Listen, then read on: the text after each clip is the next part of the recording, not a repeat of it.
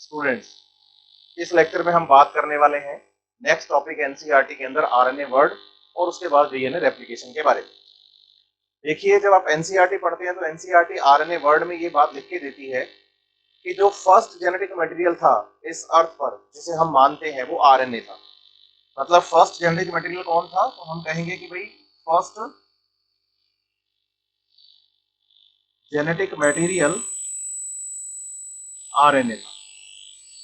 लेकिन आप बताएंगे कि आरएनए अनस्टेबल था, जैसा कि हम डीएनए और आरएनए की स्ट्रक्चर के बारे में पढ़ चुके हैं कि जो आरएनए था वो डीएनए के कंपेयर में अनस्टेबल था। अनस्टेबल था तो उसको फिर क्या किया कि फ्यूचर में, in future during evolution, NCERT ने ये बात साफ साफ लिखी है कि भाई इवोल्यूशन के दौरान जो आरएनए था उससे डेवलप हुआ कौन, डीएनए। और डीएनए क्या था, स्टेबल कंपाउंड। और आज बताएंगे कि आज हम इसे क्या बोल रहे हैं एग्जैक्टली आज ये सेल्स का क्या है, जेनेटिक मटेरियल। लेकिन आपको ना एक चीज पे ध्यान देना है कि आप ये याद रखेंगे कि जो डीएनए है, अगर ये जेनेटिक मटेरियल है, ध्यान दीजिएगा, अगर ये जेनेटिक मटेरियल है और जेनेटिक मटेरियल सेल के फंक्शंस, मेटाबॉलिज्म, कैरेक्टर्स को रेगुलेट करने का काम करता है, तो ये अकेला ये काम नहीं कर पा रहा। आप बताइए कि जो डीएनए है वो डीएनए आगे आरएनए बनाएगा। आरएनए आगे 3 टाइप के हैं, टीआरएनए है, एमआरएनए है, आरआरएनए है। और फिर ये राइबोसोम्स बनाएंगे आरआरएनए। एमआरएनए और टीआरएनए इस राइबोसोम पर सिंथेसिस करेगा किसका, प्रोटीन्स का।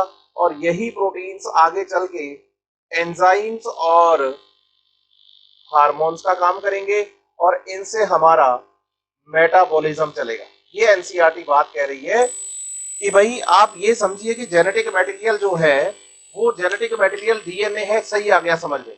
लेकिन आपको ये बताना होगा कि डीएनए अकेला काम नहीं कर पाता मेटाबॉलिज्म के लिए, उसमें हेल्प किसकी लगती है, आरएनए की हेल्प लगती है। आरएनए अलग अलग टाइप के हैं जो प्रोटीन्स बनाएंगे और यही प्रोटीन्स आगे चल के बच्चे एंजाइम और हार्मोन्स में कन्वर्ट होकर या बनाकर काम करेंगे मेटाबॉलिज्म के लिए। इस बात का ध्यान रखिएगा। एनसीईआरटी ये भी कह रही है कि जो आरएनए है वो खुद भी एंजाइम्स का काम कर सकता है, मतलब कैटालिस्ट का काम कर सकता है। और जब कोई एंजाइम का काम करने लग जाए आरएनए, है ना, कैटालिस्ट का, तो उसे हम नाम देते हैं राइबोजाइम। और इसका मतलब राइबोजाइम भी किसमें हेल्प कर रहा है, हमारी मेटाबॉलिज्म को चलाने में हेल्प कर रहा है। आप याद रखिए कि आरएनए जो है वो आज जेनेटिक मटेरियल तो नहीं है, डीएनए जेनेटिक मटेरियल है, लेकिन डीएनए बना तो आरएनए से ही है। फिर बात आती है कि भाई एनसीईआरटी ने आरएनए वर्ड लिखा, वर्ड, लेकिन डीएनए वर्ड क्यों नहीं लिखते, हम डीएनए वर्ड क्यों नहीं लिखते। तो आप ध्यान दीजिएगा कि डीएनए वर्ड इसलिए नहीं, जैसे आप बताएंगे ये हमारे पास एक सेल है ना, मैं यूकैरियोटिक सेल का एग्जांपल लेके बताता हूं आपको कि भाई यहाँ सेल के अंदर न्यूक्लियस प्रेजेंट है और बताएंगे कि इस न्यूक्लियस के अंदर इस सेल का डीएनए पाया जा रहा है, सही है। अब इस डीएनए से यहाँ क्या बनता है, तो आप बताएंगे आरएनए। वो आरएनए कहाँ आता है, बोलो साइटोप्लाज्म में। यहाँ आरएनए कितने टाइप का है, बोलो 3 टाइप का, आरआरएनए, टीआरएनए, एमआरएनए। और फिर ये आरएनए यहाँ पर किसे बना रहा है, प्रोटीन को। तो आप बताइए कि आरएनए पूरी सेल के अंदर मेटाबॉलिज्म के लिए फैला हुआ है, फैला हुआ है। डीएनए पर्टिकुलर केवल एक जगह पे फिक्स हो गया कि भाई न्यूक्लियस के अंदर है।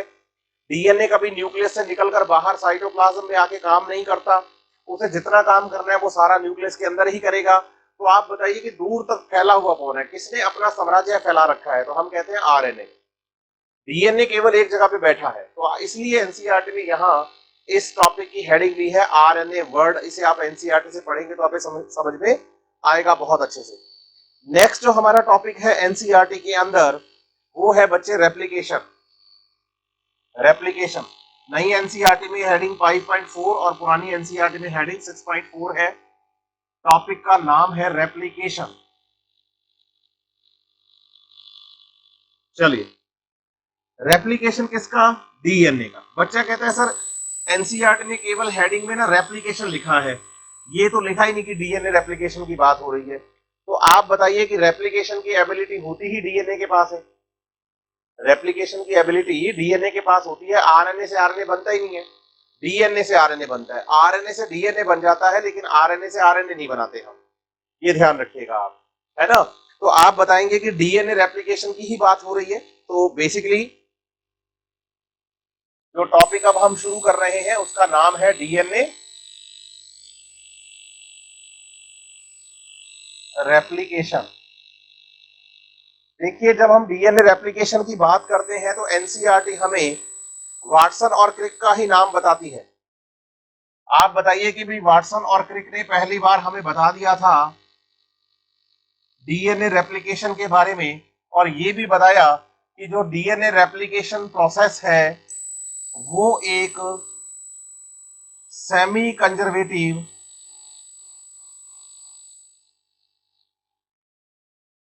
प्रोसेस है। यहां सेमी कंजर्वेटिव प्रोसेस से मतलब मेरा ये है कि भाई मैं कहूं कि भाई मेरे पास मान लीजिए ये कोई डीएनए है जो कि एक डबल स्ट्रैंडेड डीएनए है जिसमें 2 स्ट्रैंड हैं। अगर मैं इन स्ट्रैंड्स को नाम दे दूं, एक स्ट्रैंड को मान लीजिए नाम दिया एक्स और दूसरे को नाम दिया मान लीजिए वाई, सही है। तो आप बताएंगे कि जब ये प्रोसेस आगे डीएनए रेप्लिकेशन करेगा तो डीएनए रेप्लिकेशन से आप बताएंगे 2 नए डीएनए बनेंगे, लेकिन दोनों ही नए डीएनए के अंदर आप बताएंगे कि एक स्ट्रैंड पुराना और एक नया रहेगा। जैसे कि इसे मैं बोल दूं एक्स डैश और इसे मैं बोल दूं वाई डैश, और इसे मैं नाम दे दूं एक्स और वाई। इसका मतलब ये हुआ कि डीएनए रेप्लिकेशन जब ये प्रोसेस होता है तो उसमें एक स्ट्रैंड पुराना होता है और एक स्ट्रैंड नया होता है। तो एक बात क्लियर कर लीजिए कि डीएनए रेप्लिकेशन डायरेक्ट एक प्रोसेस नहीं है। यहां इस बात का ध्यान रखिए कि जब भी डीएनए रेप्लिकेशन होगा तो पहले दोनों स्ट्रैंड्स की ओपनिंग होगी, क्योंकि अगर आपको एक में एक्स और एक में वाई रखना है, इस पूरे डीएनए एक्स वाई से कोई नया डीएनए नहीं बना। एक स्ट्रैंड पॉलीन्यूक्लियोटाइड चेन एक्स वाली उस पे एक एक्स डैश नहीं बन गई, एक पॉलीन्यूक्लियोटाइड चेन वाई वाली उस पे वाई डैश एक नई बन गई। इसका मतलब सबसे पहले तो आपको इसमें एक्स और वाई को अलग करना पड़ेगा, एक्स और वाई को अलग करना पड़ेगा, ये एक्स और ये वाई अलग हुए। और फिर आप बताइए कि इसके ऊपर क्या चलेगा। Exactly new poly nucleotide chain formation. भाई पहले पढ़ाते टाइम मैंने क्या किया था, सीधा ही डीएनए से 2 डीएनए बना के मैंने कहा कि भाई डीएनए का क्या हो गया, रेप्लिकेशन हो गया। लेकिन आपको समझना होगा कि डीएनए रेप्लिकेशन के दौरान पहले ये डीएनए ओपन होगा, दोनों स्ट्रैंड अलग हो जाएंगे और उसके बाद एक स्ट्रैंड पर एक नया स्ट्रैंड और दूसरे स्ट्रैंड पर एक दूसरा नया स्ट्रैंड। मतलब यहां आपको समझना होगा कि जो एक्स डैश है वो एक न्यू स्ट्रैंड है और वाई डैश जो है वो एक न्यू स्ट्रैंड है, लेकिन यहाँ एक्स पुराना और यहाँ वाई पुराना। इसका मतलब हर एक डीएनए के अंदर एक पॉलीन्यूक्लियोटाइड चेन ओल्ड और एक पॉलीन्यूक्लियोटाइड चेन नई होती है, न्यू होती है। इसीलिए हम इसे बताएंगे सेमी कंजर्वेटिव। सेमी मतलब आधा, आधा, कंजर्व बचा हुआ है, बचा हुआ है। तो आप बताएंगे कि डीएनए रेप्लिकेशन प्रोसेस एक सेमी कंजर्वेटिव मेथड है जिसमें आधा डीएनए पुराना और आधा डीएनए नया होता है। मतलब एक पॉलीन्यूक्लियोटाइड चेन पुरानी और एक पॉलीन्यूक्लियोटाइड चेन नई होती है। ये बात हमें समझ में आ गई, वाटसन और क्रिक ने बताई। लेकिन आप बताइए कि साइंस है, एनसीईआरटी भी यही कह रही है कि हर चीज को आप एक्सपेरिमेंटली ही समझेंगे। तो फिर एनसीईआरटी में अगला टॉपिक जो है बच्चे, रेप्लिकेशन की सब हेडिंग है पहली, वो है रेप्लिकेशन के लिए एक्सपेरिमेंटल प्रूफ कि ये मेथड सेमी कंजर्वेटिव मेथड है। तो experimental proof of the semi conservative method, ऐसा एनसीईआरटी की हेडिंग है, एक्सपेरिमेंटल प्रूफ। ये हमें दिया था साइंटिस्ट मेसेल्सन और स्टाल ने। एनसीईआरटी के अंदर नाम है मेसेल्सन और स्टाल का, उनके अब हम एक्सपेरिमेंट की बात करने वाले हैं। मैथ्यू मेसेल्सन और फ्रैंकलिन स्टाल नाम है उनका। मैथ्यू मेसेल्सन और फ्रैंकलिन स्टाल नाम है उनका। आज का थोड़ा सेटअप नया किया है, आवाज को लेकर थोड़ा इशू था बच्चों को,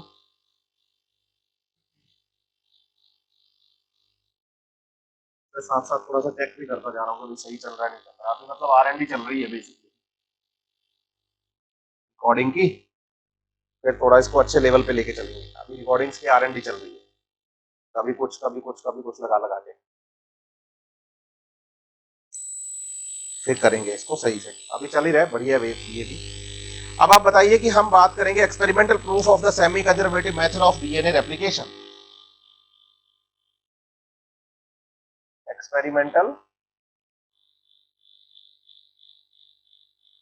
प्रूफ की बात करते हैं किसके, तो हम कहते हैं सेमी कंजर्वेटिव मेथड के, डीएनए रेप्लिकेशन का सेमी कंजर्वेटिव मेथड जो है उसकी बात कर रहे हैं।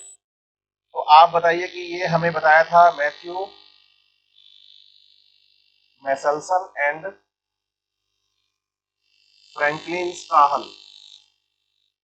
इन्होंने कहा कि डीएनए जो है वो एक डीएनए रेप्लिकेशन एक सेमी कंजर्वेटिव मेथड है। इसमें क्या है कि भाई जब हम एक डीएनए की बात करते हैं तो हम कहते हैं कि डीएनए एक पॉलीन्यूक्लियोटाइड चेन्स होती हैं, इनके अंदर चेन इसलिए बोल रहा हूं क्योंकि डीएनए डबल स्ट्रैंडेड होता है। इस पॉलीन्यूक्लियोटाइड चेन का फॉर्मेशन करता है नाइट्रोजन बेस, शुगर और फॉस्फेट।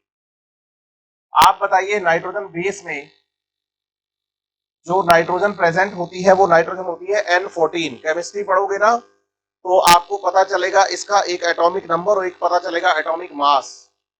तो आप बताइए कि उसके बेसिस पर हम इस नाइट्रोजन को बोलते हैं N14। लेकिन आप बताइए कि N14 की जगह पे हम इसकी जगह N14 की जगह पे मैथ्यू मेसेल्सन और स्टाहल ने N15 को यूज किया। बताएंगे कि ये इसका आइसोटोप है, लेकिन ये रेडियो एक्टिव आइसोटोप नहीं है। जैसे फोटोसिंथेसिस में C12 का C14 कार्बन, O16 का O18 ऑक्सीजन का रेडियो एक्टिव आइसोटोप। लेकिन आपको बताना होगा कि N15 यहाँ पर रेडियो एक्टिव आइसोटोप नहीं है, लेकिन हम इसे हैवी आइसोटोप बनाते हैं। N14 को हम मानते हैं लाइट और N15 को हम मानते हैं क्या, हैवी। इन्होंने ये काम किया था ई कोलाई बैक्टीरिया पर। एस्चेरिया कोलाई जो बैक्टीरिया है उस बैक्टीरिया के डीएनए पर ये डीएनए रेप्लिकेशन वाले प्रोसेस को समझाया गया। आपको समझना होगा कि जब इन्होंने इसके डीएनए के बारे में ये बात शुरू करी तो इस डीएनए के अंदर जो नाइट्रोजन बेस था उसमें नाइट्रोजन N14 वाली थी। लेकिन आप बताइए कि इन्होंने कल्चर मीडियम लिया, जिस कल्चर मीडियम में ये ई कोलाई बैक्टीरिया को ग्रो करवाएंगे, मतलब उसके डीएनए को रेप्लिकेट होने के लिए स्पेस देंगे कि भाई तू रेप्लिकेट कर। तो इस कल्चर मीडियम में उन्होंने नाइट्रोजन का heavy nitrogen isotope N15 use किया, N15 यूज किया। अब इन्होंने इस कल्चर मीडियम में इस बैक्टीरिया को ग्रो होने दिया। जब इस कल्चर मीडियम में ये बैक्टीरिया ग्रो हो रहे थे तो आप बताएंगे कि यहां ई कोलाई बैक्टीरिया जैसे मान लो 1 से 2 हो गए, इसमें डीएनए था, इसमें भी डीएनए आया। अब आप बताएंगे कि इसमें जो डीएनए यहाँ पर ई कोलाई बैक्टीरिया में प्रेजेंट है, जैसे ये एक बैक्टीरिया, ये एक दूसरा बैक्टीरिया, तो इसमें जो ये डीएनए प्रेजेंट है, ये वाला डीएनए और ये वाला डीएनए, इसमें बताइए दो दो स्टैंड थे, एक स्टैंड पुराना और एक स्टैंड नया। तो आप बताइए नए स्टैंड में प्रेजेंट थी N15 वाले नाइट्रोजन बेस, क्योंकि कल्चर मीडियम में हमने N15 दिया है, और जो पुराना स्टैंड था उसके अंदर तो N14 है। इसका मतलब ये जो डीएनए है ये डीएनए इंटरमीडिएट टाइप के हैं, मतलब आधा लाइट और आधा हैवी डीएनए। लेकिन आप सोचो, अगर आप इसे कल्चर मीडियम में कंटिन्यूअस ग्रो करवाते हैं, तो ये जो दो डीएनए थे, जब ये दोनों डीएनए यहां से ओपन होंगे तो N14 वाले ओपन हो गए, और उसके साथ नया स्टैंड N15 और N15 वाला बन गया।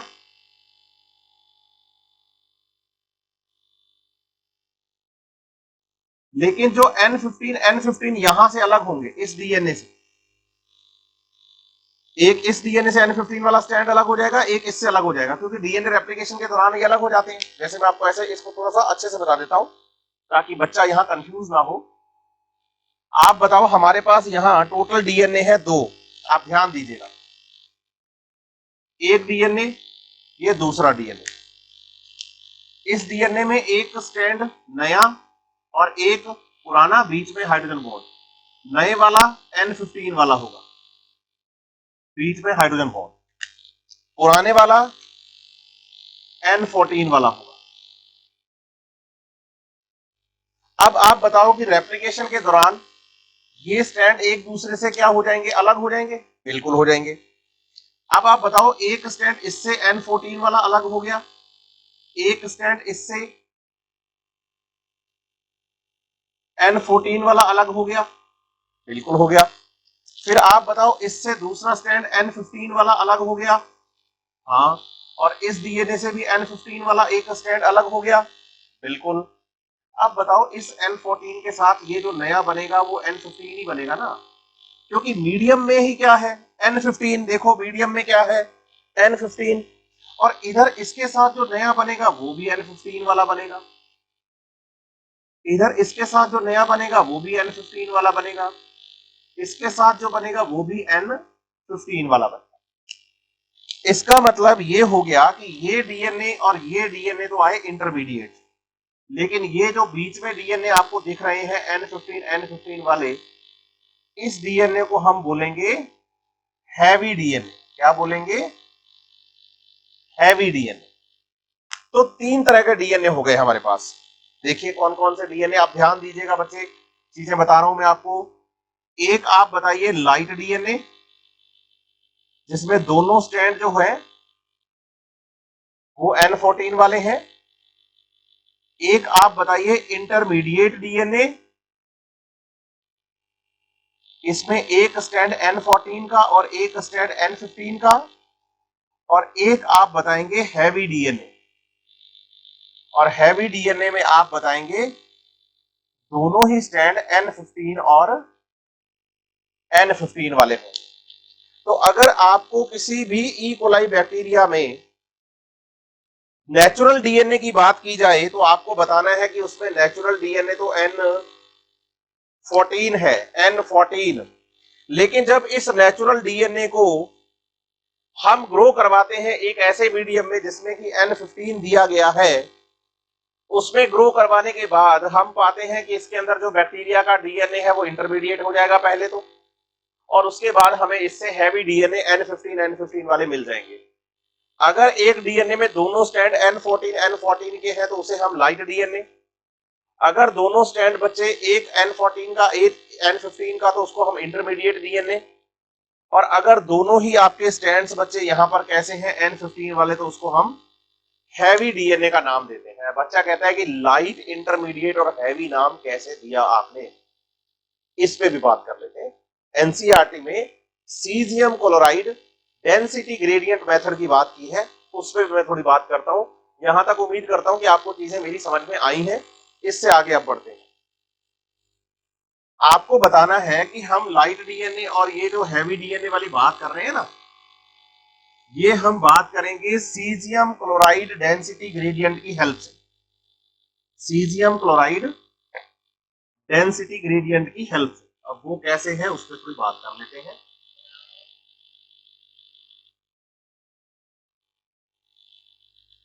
भाई हमारे पास डीएनए अलग अलग तरह के थे। आप बताओ कि भाई एक टेस्ट ट्यूब है, ठीक है, इस टेस्ट ट्यूब के अंदर डाला गया सीजियम क्लोराइड को। सीजियम क्लोराइड में एक जेल जैसा सब्सटेंस होता है, जेल जैसा, जैसे आपने जेल पेन के पीछे जेल देखी है ना, वैसी वाली जेल, ठीक है, थोड़ी लिक्विड फॉर्म में। इसके अंदर हमने डीएनए मिलाए 3। एक डीएनए हमने हैवी मिलाया N15 वाला,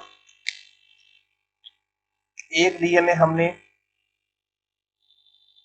इंटरमीडिएट मिलाया जिसमें दोनों चीजें थी, N15 भी और N14 भी, और एक डीएनए हमने इसमें लाइट डीएनए मिलाया जिसमें केवल N14 था, केवल जिसमें N14 था, केवल N14 था। सही है, तीनों मिलाए।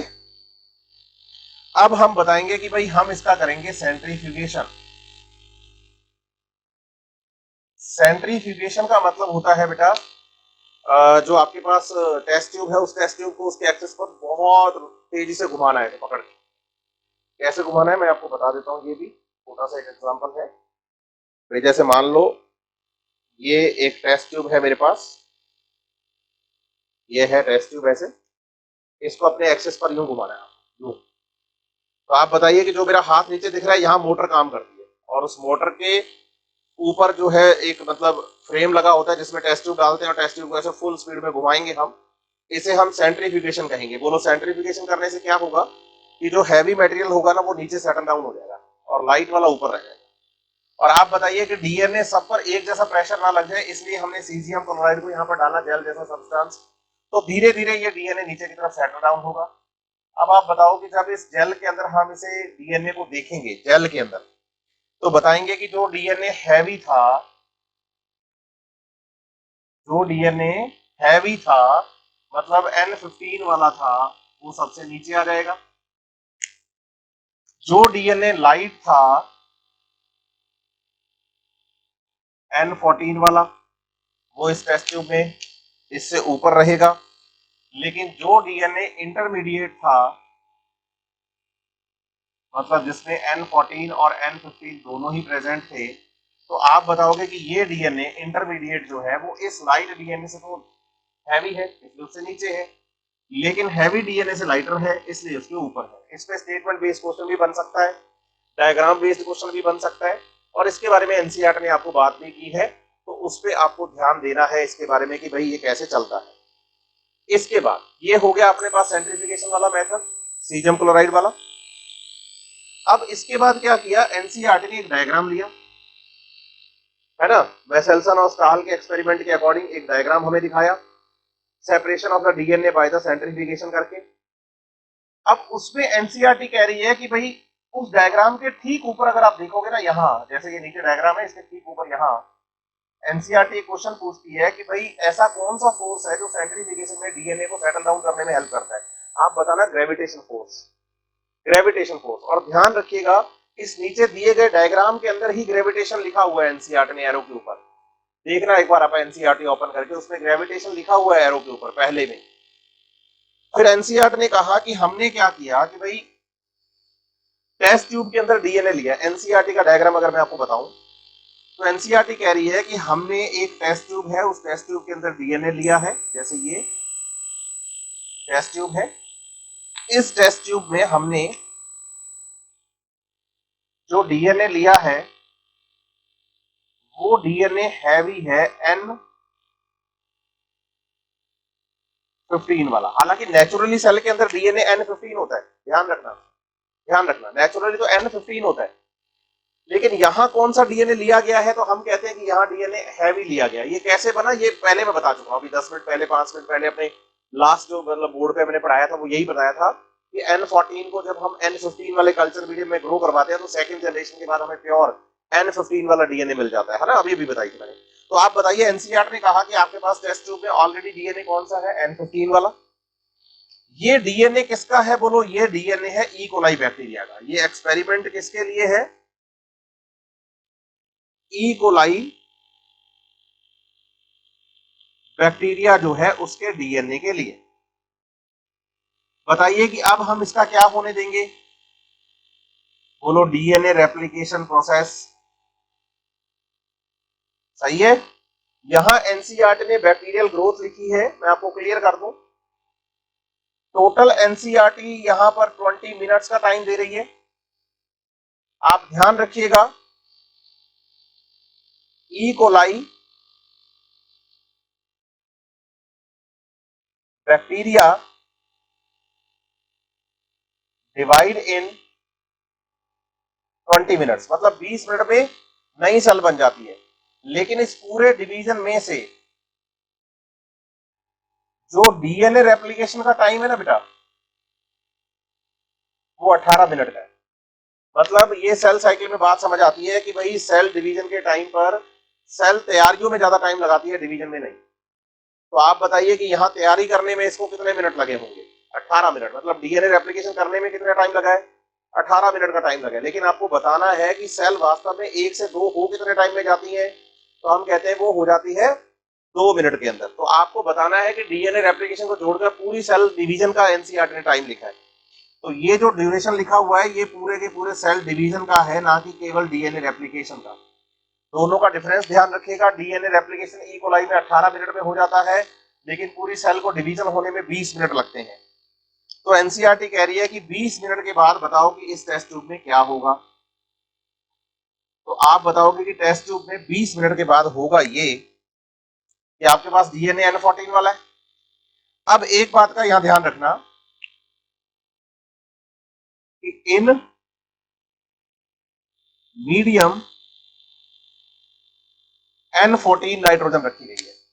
मतलब डीएनए जो लिया गया है वो N15 है, मीडियम में नाइट्रोजन N14 है। तो होगा क्या? होगा ये कि यहां एक डीएनए, जो अपने पास डबल स्टैंडर्ड डीएनए था ना N15 वाला, इस एक डीएनए से 2 डीएनए बनेंगे। लेकिन आप बताना कि ये दोनों के दोनों डीएनए जो होंगे वो ना तो लाइटर होंगे और ना ही वो हैवी होंगे। ये दोनों डीएनए आपको बताना है कि इंटरमीडिएट डीएनए बनेंगे। क्यों बनेंगे इंटरमीडिएट? क्योंकि इनमें जो पुराना स्टैंड था वो तो N15 था, लेकिन N15 के साथ N14 वाला स्टैंड नया बनेगा। बच्चा कहता है कि N15 के साथ N14 वाला नया क्यों बनेगा? तो आप बताएंगे ऐसा इसलिए क्योंकि कल्चर मीडियम में जो नाइट्रोजन ली गई है वो N14 ही ली गई है। कल्चर मीडियम में जो नाइट्रोजन ली गई है वो N14 ही ली गई है, ये ध्यान रखिएगा आप। ठीक है। फिर एनसीईआरटी ने आगे फिर बताया कि चलो भाई फिर से 20 मिनट का टाइम दिया आपको। अब 20 मिनट बाद बताओ यहाँ कहानी क्या होगी। वही टेस्ट ट्यूब है सेम, उसी में हम डीएनए को रेप्लिकेट करवा रहे हैं। और जो मीडियम हमने दिया है वो कैसा दिया है? Exactly N14। तो मीडियम में N14 है। तो अब क्या होगा बोलो? जो ये डीएनए N14 वाला था, मतलब N15 और N14 साथ साथ है, मतलब ये डीएनए इंटरमीडिएट था। इंटरमीडिएट, तो इनके स्टैंड्स ओपन कर लो आप। स्टैंड्स ओपन करोगे N15 ठीक है, N14। अब बताओ कि इनमें जब नए स्टैंड बनेंगे तो नए स्टैंड बनने पर इसके साथ N15 के साथ तो नया स्टैंड N14 ही बनेगा। इसका मतलब ये डीएनए तो रहा इंटरमीडिएट। इसका मतलब इसमें एक डीएनए में N15 प्लस N14, दूसरे डीएनए में भी N15 प्लस N14। मतलब यहां डीएनए हो गए आपके पास टोटल 4। अभी एक था, फिर डीएनए हुए 2, दोनों इंटरमीडिएट मिले, लेकिन अब डीएनए हुए 4। 4 में से आप बताइए 2 डीएनए आपको मिलेंगे इंटरमीडिएट और 2 डीएनए आपको मिलेंगे लाइट डीएनए। क्यों मिलेंगे? क्योंकि इनके जब स्टैंड यहां से N14 वाले ओपन हुए तो उसमें नया भी N14 वाला ही डीएनए बनेगा। N14 वाले के साथ नया भी N14 वाला ही बनेगा। इसका मतलब टोटल डीएनए 4। कितने इंटरमीडिएट? 2। कितने लाइट? 2। कितने हैवी? 0। हैवी डीएनए को अगर लाइट नाइट्रोजन वाले मीडियम में ग्रो करवाया जाए तो दो डीएनए जो बनेंगे दोनों इंटरमीडिएट डीएनए को अगर लाइटर नाइट्रोजन मीडियम वाले के अंदर ग्रो करवाया जाए तो दो डीएनए इंटरमीडिएट और दो लाइटर बनेंगे, लेकिन कोई भी हैवी डीएनए का यहां पर फॉर्मेशन नहीं होगा, क्योंकि हैवी डीएनए बनाने के लिए आपको नाइट्रोजन 15 वाली लानी पड़ेगी और वो है ही नहीं अपने पास, हम तो N14 वाली दे रहे हैं मीडियम में। फिर एनसीईआरटी ने क्या किया कि ये जब डायग्राम आपको पढ़ा दिया तो डायग्राम के ठीक नीचे एनसीईआरटी ने जो पॉइंट आपको लिख के दिया वो इसके बारे में लिख के दिया, और जैसे ही आप ये पॉइंट खत्म करते हैं, ये पॉइंट खत्म करते ही अगले पेज पे एनसीईआरटी आपसे क्वेश्चन पूछ लेती है 80 मिनट का। 80 मिनट का तो बोलो 20 और 20 40, 40 के बाद आप चलो 60 पे, मतलब 20 मिनट का टाइम और लगा दो। तो ये डीएनए टोटल कितने हैं? टोटल डीएनए कितने हैं? 4। 4 से टोटल डीएनए हो कितने जाएंगे बताइए? 8 डीएनए हो जाएंगे टोटल। 8 में से आपको ये याद रखना है कि 2 डीएनए तो रहेंगे इंटरमीडिएट, और बाकी जो डीएनए होंगे वो सारे के सारे लाइटर बनेंगे, लाइट डीएनए, क्योंकि हैवी डीएनए तो बनना ही नहीं है। सही है? तो लाइट डीएनए कितने रहे? 6, क्योंकि 4 डीएनए तो इससे बन जाएंगे लाइट N14 से, और 4 इसमें जो N14 है वो 2 डीएनए नए बना देगा, तो टोटल 6 हो जाएंगे। फिर इसके बाद एनसीईआरटी कह रही है कि चलो 20 मिनट और दिए आपको, क्योंकि हम काउंटिंग कर रहे हैं 20, 20 और 20 ऐसे करके। तो E. coli was allowed to grow for the 80 minutes, then what would be the property of the light and hybrid density DNA molecule की बात चल रही है यहाँ पर। तो आपको ये बताना है कि इसके बाद जब आप आगे 20 मिनट देंगे, देखो 20 और 20 40 और 20 60 और 20 80, तो टोटल डीएनए यहाँ पर हो जाएंगे आपके पास 16। 16 डीएनए में से 2 डीएनए तो रहेंगे इंटरमीडिएट, और बाकी जो 14 डीएनए 14 डीएनए होंगे बच्चे वो आपके पास लाइट डीएनए बनेंगे। सिंपल सी बात है, क्योंकि सिंपल बात है कि 6 है, 6 से 12 हो जाएंगे लाइट डीएनए, क्योंकि N14 वाला मीडियम है, 6 से हो जाएंगे 12। इस 2 के अंदर जो 2 स्टैंड N14 वाले होंगे वो नया डीएनए फिर से लाइटर बनाएंगे, तो टोटल डीएनए 16। 16 में से 14 कैसे आएंगे लाइट, और 2 कैसे आएंगे इंटरमीडिएट डीएनए आएंगे, ये ध्यान रखिएगा आप। तो ये पूरा का पूरा मैथ्यू मेसेल्सन और स्टाहल के एक्सपेरिमेंट के बाद की बात एनसीईआरटी ने की, और ई कोलाई बैक्टीरिया के बारे में बात यहां पर हुई है, ये ध्यान रखिएगा।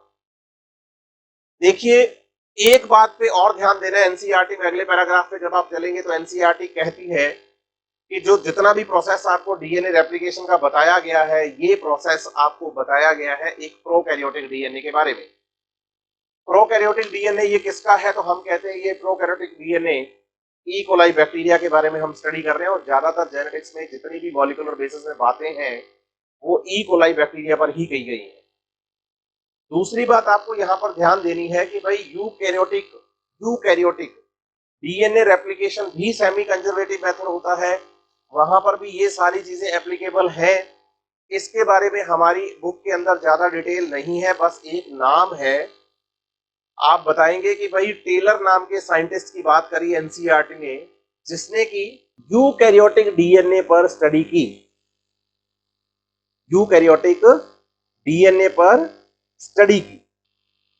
जब यूकैरियोटिक डीएनए पर स्टडी की तो जिस यूकैरियोटिक डीएनए पर स्टडी की उस प्लांट का नाम था विक्सिया फाबा। ये एनसीईआरटी में वहीं पर आपको आगे मिलेगा इस क्वेश्चन के आंसर के बाद कि भाई टेलर नाम के साइंटिस्ट ने विक्सिया फाबा नाम के प्लांट के डीएनए पर स्टडी की थी, यूकैरियोटिक डीएनए के रेप्लिकेशन के बारे में, और उसका डीएनए भी सेमी कंजर्वेटिव मेथड का ही होता है। डीएनए रेप्लिकेशन की क्या क्या रिक्वायरमेंट्स हैं, मशीनरी क्या क्या चाहिए, कैसे ये मैकेनिज्म कंप्लीट होता है, नेक्स्ट क्लास में आपको मैं ये बताऊंगा बहुत अच्छे से। आप पढ़ते रहिए कंटिन्यूअस, कोशिश मेरी रहती है कि पर डे लेक्चर ले आऊं मैं। कल थोड़ा सा टेक्निकली ग्लिच था तो इस पे काम कर रहा था, क्योंकि लास्ट लेक्चर में आवाज में थोड़ी प्रॉब्लम आई थी ना बच्चों को। तो क्वेश्चन सॉल्व करते रहिए, अच्छे बने रहिए, कंटिन्यूटी बनी रहेगी। थोड़े दिनों के बाद मैं पर डे 2 या 3 लेक्चर भी डालना शुरू कर दूंगा, अगर मेरे पास टाइम बचेगा तो इसके बाद आप क्वेश्चन सॉल्व करिए, और बेस्ट ऑफ लक।